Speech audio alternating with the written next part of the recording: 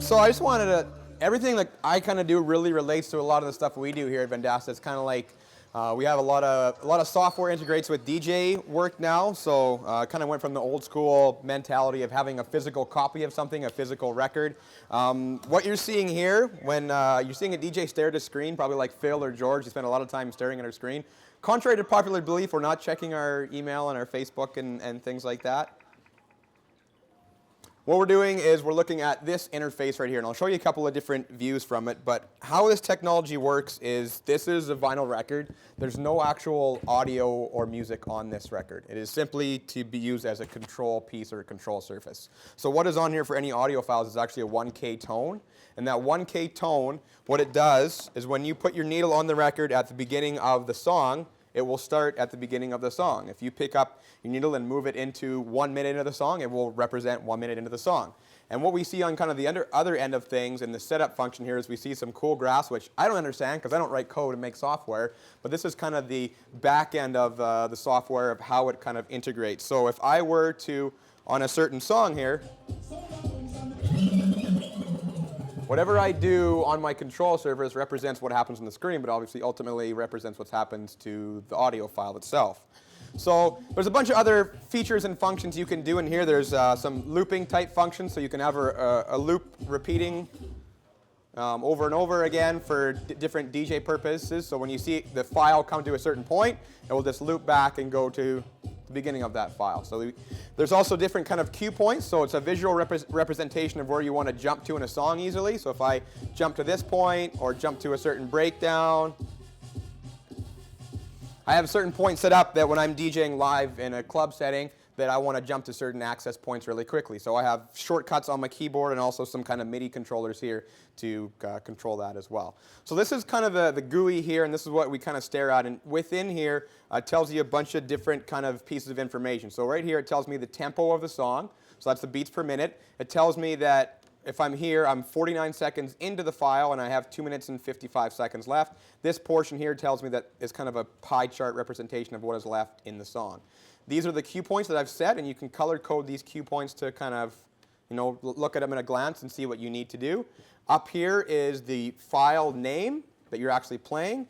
This is the artist down here. Here's the full length of the file. Here's the tempo again, and actually you have some other information like the key of the song. So if you're more of a music producer, you can have match some keys of some files as well.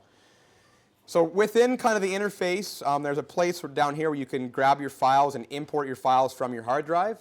You can actually set this up through iTunes and have iTunes integrate your iTunes library right into this program. It's called, it's made by Serato, and the program is called Scratch Live. There's a few other ones called Itch and Serato DJ, which were kind of like almost light type versions of this. This is kind of like the full encompassing version. And there's a few other windows. You have a history of songs that you've played. So if you're doing an event and someone said that was a great set, can you send me the songs that you played? You can easily export that. And there's also kind of like a request window. So if you're DJing, at a live show, and somebody requests a song, Sean Schroeder, that's country that doesn't really fit with the flow that I'm trying to do, I can put that in this kind of prepare bin. And when I get to playing some rock or some country, I can fit that into my set. Or if it's a different tempo that I'm playing, I can save it. Or I can also go in here and make notes and be like, this is for Sean. So when I play the song, I can get on the mic and say, hey, this is going up to Sean on his birthday. Happy birthday today. So that's kind of like a prepare or like a request type window. And then on this side here, so this is if I click on all, that would be every single file that would be in my library. Below that, it would just be audio files. I'm predominantly a video DJ, so when I get into that kind of part 2 of this demo, I'll show you kind of the video portion. If you're an audio DJ, then all your audio files would be in here. And then down here is all your organization for your music and what we call our virtual crates. So instead of carrying a crate like we did back in the day full of, hip-hop or disco house or reggae or whatever it happens to be, those physical crates are now in here, and I can make sub-crates. So I have some sub-crates for the genre of electronic music. So if I open up my electronic crate, in here I have EDM and vocal house and things like that. So when I want to play a certain style, I've done the work ahead of time to put all those types of files into a certain bin. And then now I go into this bin, and I can have a couple different ways to organize this. Typically, most DJs sort this by ascending BPM, which is beats per minute. So if I'm at a certain kind of vibe or tempo, I can just keep scrolling through and know that those songs will kind of mesh with each other well. That's what I'm missing. So that's kind of a lot of the work kind of before. What I tell people when they're hiring a DJ, a lot of the work that you don't see goes into kind of doing a gig. They say, well, why are we paying you this, especially big name DJs, why are we paying you this astronomical amount of money? One, because a lot of this work beforehand gets done. The actual DJing part I wouldn't say is that hard, but the big superstar DJs, like Tiesto and David Guetta and those guys, they're more producers, and they spend a lot of their time making music, and then when they perform live, they're playing their own music, and that's why people are paying big dollars to kind of see them. I would consider myself just an open format DJ. I play weddings, nightclubs, corporate Christmas parties, just a whole kind of really overall schwack of music. So that's kind of the audio portion of the interface. I'm going to kind of take you into the second part here. And I'm going to show you what video DJing is. So I'm going to launch a separate application here from my taskbar. And it's going to change a little bit how my interface looks, but what I'm going to do here is I'm going to drag my shared screen over. And now the file that I was playing, I have the music video file. And I can do the same thing as I did before. So we're going to see some twerking here, but same thing if I were to scratch the song, rewind it. It's the exact same functionality. So that's with it. And within this program is a bunch of really cool kind of what we call overlays. And these overlays do a couple really cool things. So the first one, if you see the blue writing at the top of the screen there, I can turn that on or off, and I can customize that text. So usually when I'm in the nightclub, I ask people to send requests or shout outs on screen. Then below that, I have, if you look in the top right corner, I have my logo. Nice, yeah. So it's great because people want to be funny or want to be mean or whatever it is, but at least it gets them interacting and hopefully staying at the venue. Are those live? Those are live. Oh. So the second one, if you look in the top right, you'll see my DJ logo spinning. I can turn that on or off, and typically it works best with like a clear PNG type image. Below that is this Twitter overlay here. So this is the blue portion of this Twitter overlay. I can turn the video portion off. So that you actually see the persons. You see this Tyler person's Twitter profile, if you can see that kind of in the corner here. This is this Tyler guy. So he sent me a tweet, and within this kind of text overlay, you can see that that's my Twitter handle. So I have it set. I have it set up right now that it's, I don't have it fine-tuned, but I usually have it set up so it's a 6-hour window. So if somebody were to tweet at me when they got off work at 5 or 6, and going to be at the club by 10 or 11, I would see all those tweets kind of from that time period. I think I have it set to wide open now, so anyone who's tweeted at me in the last kind of 2 weeks, it's kind of scrolling through all those right now. I just need to dial that in. So we're going to see their kind of logo and kind of their Twitter profile here and all the information there.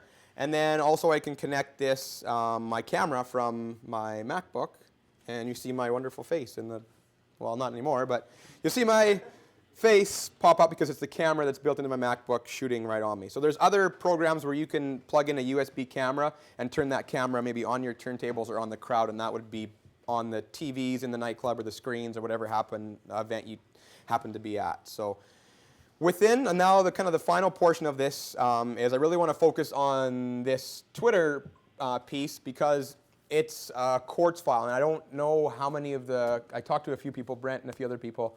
How many people on the 4th floor, more the coders and programmers, are familiar with Quartz composition, .qtz files? Has anybody had experience with that at all? Okay. So I'll quickly show you that. I thought some people might be a little bit interested. I had to sign up to be an Apple developer to get Xcode to get these tools from Mac, so this is really above me because I don't pretend to be a programmer or a coder or anything like that. But if I go in here to this Quartz file,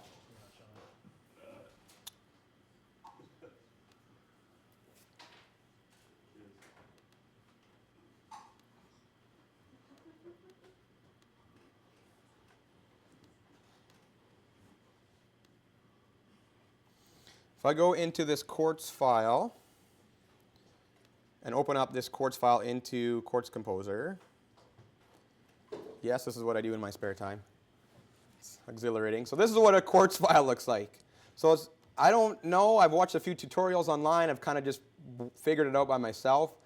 This is the Quartz Composer file for this Twitter overlay that ends up getting put on the screen. So this is kind of the back end of how it works, and it's a lot of obviously strings talking with each other. So that's kind of what it looks like. There's a bunch of things you can customize about how long the tweets display on the screen. What ultimately I would like to do is have something, because those users are sending that information to my personal Twitter account on my phone or on my computer, it's just getting redirected and displayed on screen. I want some type of program or something that I can really extrapolate that data and that information, so I can say, you were at my venue or you were at this nightclub during these hours. We want to send you a promotion, or we want to send you a special, or we want to develop some type of customer loyalty through you. So I haven't quite figured that out. The other Quartz composition file that I created was, there's been a few scenarios come up where I've been getting phone calls in the middle of a presentation. I have been playing an event with another DJ who's not a video DJ. So the kind of question is, well, what do you put on the screen? If there's 50 flat screens in the club, what is the other DJ putting on there? So yes, I could put my DJ logo, but it's a 5-second loop and it gets boring after an hour set. So what I did was I created a Quartz composition file that read straight off my Dropbox. It was directed to my Dropbox, and within that Dropbox folder, I had a bunch of nightclub flyers and logos and a bunch of images that it would just scroll through these images. So as the other DJ was playing, it would see a constant stream of promotional items, which is great because nightclub owners often come up and say, oh, we just announced this show, here's the flyer for it, start talking on the mic or start promoting this event. I would just simply grab that flyer, put it into that folder real time, and then it would be updated in the circulation of the promotional items in that bin. So Brendan was kind of chatting with me a bit about this before. Kind of on the software end of this, what happened was this technology came out at around the year 2000, 2001. And it was originally just a box. It was essentially a sound card, and through your RCAs, you would plug that into any standard DJ mixer with any RCAs. Then a few companies kind of got smart. The better companies in the game said, well, we want to buy this technology and we want to put it into our existing DJ mixers. So in this case, the one I have, this magical kind of box, this sound card, is built into this mixer, and there's a bunch of MIDI controls and displays and parameters that I can affect on this. It's now gotten to a point that everybody wants this technology, so now it's essentially open source. The software is free. It plugs in via USB, and when the computer recognizes that the hardware device is plugged in, your product essentially goes live. So if I pull this up and I just unplug my USB, it will change to a mode and it'll say RAIN hardware disconnected. So if I was on the plane flying somewhere, I could still organize all my music and still get some work done, but I don't have the benefit of it being an actual player until I plug this device in. So it went open source, and now we're seeing that pretty much every DJ company across the world has created some type of mixer or DJ controller, some hardware piece that now you plug that USB into your computer, and it recognizes this program is now essentially custom made for a bunch of different DJ products. So that's why we're seeing Scratch Live was kind of the parent one. Then we've seen Serato Itch, we've seen Serato DJ. Now we're seeing the companies naming them Newmark DJ or Pioneer DJ or whatever it happens to be. So we're seeing a lot of that, and often, just like we have releases here at Vendasta, we see a weekly, monthly email of 1.5 is out, 1.6 is out, here are the bug fixes, here are the new features, and a lot of it really stemmed from the online forums. Serato.com has an online forum, and us DJs just go on there and say, it crashed during a live set, this sucks, fix this, I want this, I want that, I want this, and after just us complaining and requesting features for long enough, we kind of eventually got our way, and they have a full development team. So I believe it's made in New Zealand, if I'm correct. Yeah, made in New Zealand right there. So that's where kind of Serato headquarters would be. That's kind of it for my demo. Any questions on what it is, how it works? How does the software company make money? The software company makes money. They have packages that you can sell on. There's the video application, which is like an add-on package. There's other plugins and things that you can add on. But essentially, when it went from a software to selling the rights, I'm sure they sold the rights to companies like so they license it to the... Yeah, so now this DJ mixer has the Serato logo and the RAIN. RAIN is the hardware, Serato is the software, so now they're technically partners. So essentially, it'd be like a reseller. They sold it to somebody, and then they're making money based on the amount of units they do or their technology. So, yeah, Scott? probably not to make it sound offensive, but if no, like, so this kind of software and stuff like that, I mean, I guess, 10, 15 years ago or something like that, or probably 15 years ago, there wasn't really much of this software around. How is that? Has it bettered the industry or is it worse? From a standpoint of an old school DJ, I mean, is it the death of the old school DJ or is it and birth of the brand new one? It is definitely to a certain amount, especially in this industry. Music's always changing, so if you were to be a DJ kind of worth your weight, like we say, you should need to be evolving with the music, and the same evolving with the technology. The biggest thing, I think, it's brought down the price of a DJ to a certain extent. Back in the day, you had to go out and buy a $10, $15, $20 LP or single. So now, because of iTunes and places like that, the music, the content is essentially, with torrents and all those things, is essentially free and has less of a value. So anybody can be DJ, and now if you walk into Radio Shack or Canadian Tire, you can buy an all-in-one kind of DJ controller. So that part, I feel, of it's really cheapened the industry and allowed a lot of people to get into it. But I know a lot of people who got into it 5 years ago when this whole digital age took off, and they've kind of learned the hard way, and they've been able to add a lot of creative elements to this. So it's good and bad. I personally think, my opinion, it made the good DJs phenomenal, and it made the I want to be a DJ able to undercut the average hardworking DJ. So from both ends. So like, I have lots of songs, like 50,000 of them, but I have a big problem with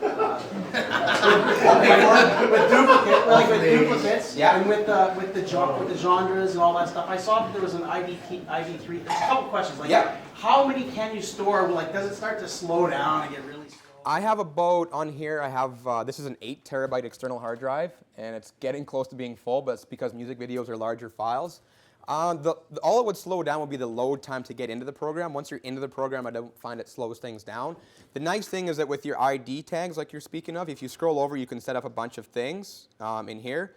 Genre, year, album. I put a bunch of keywords in. I'm kind of a sample junkie, so if, for instance, Stevie Wonder has an old song, but Snoop Dogg sampled it, I want to put in the back-end ID tags, I want to put Snoop Dogg and that artist, so that when I search that in my search query, that it comes up and I can play those songs back to back. So do you do that? Like, do you do that a lot of that manually? Like, where do you get your music? And like, yeah.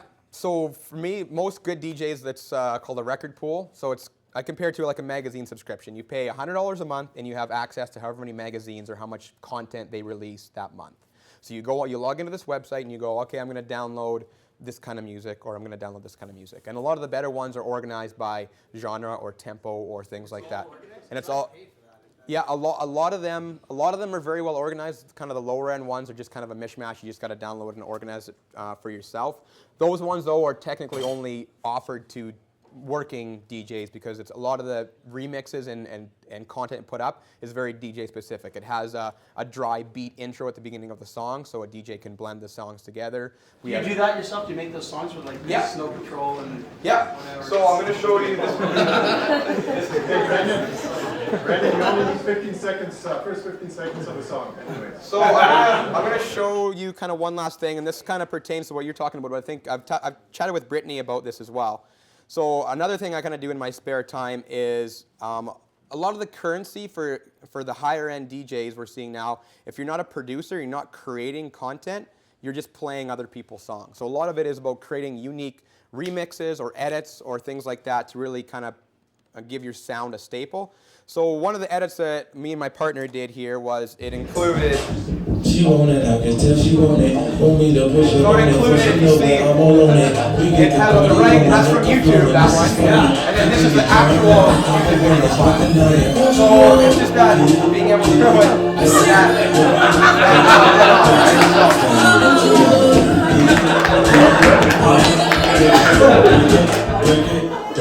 So and then there's the whole. So there's a whole bunch like. So what I did with this file, the sole reason why I bought DJ Hero was to go on, and this is actually me playing this. I recorded myself playing the video game. I have an HD capture program. So I recorded myself playing, and then I got the audio files and I merged them together. So now when I play the song in the nightclub, it's actually like a DJ Hero edit of the song. And there's also movie edits. So, that's part of the song, and then it goes into the movie Hitch here. Well,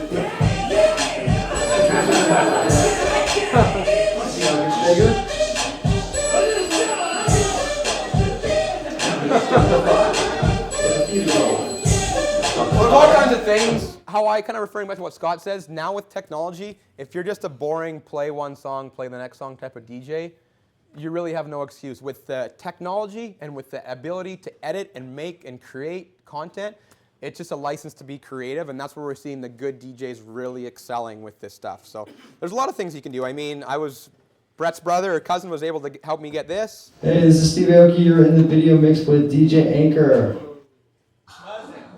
Cool. So I mean, if you get an artist, they're called drops. So if you get an artist to kind of give you an endorsement, and you can play that, you can work it into your sets or audits, audio edits or things like that. So it's just trying to be different and be creative and just have fun. It's a lot of DJs take it serious. I do too. But at the end of the day, it's a fun job, and it's made to be creative and entertain people dancing or partying. So.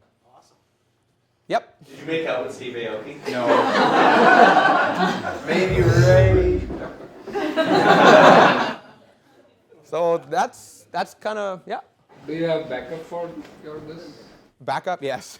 I own a 16 terabyte Drobo at home, and it takes about 3 days to back up. So yeah, I do it about once every 3 months. It's not fun. So you would say that you would advise most DJs to keep regular backups? Yes. Did that happen to somebody recently? Do you sometimes download songs through Dropbox while you're at work? No, actually, I don't have my personal Dropbox with those files hooked up here because it would take up too much space.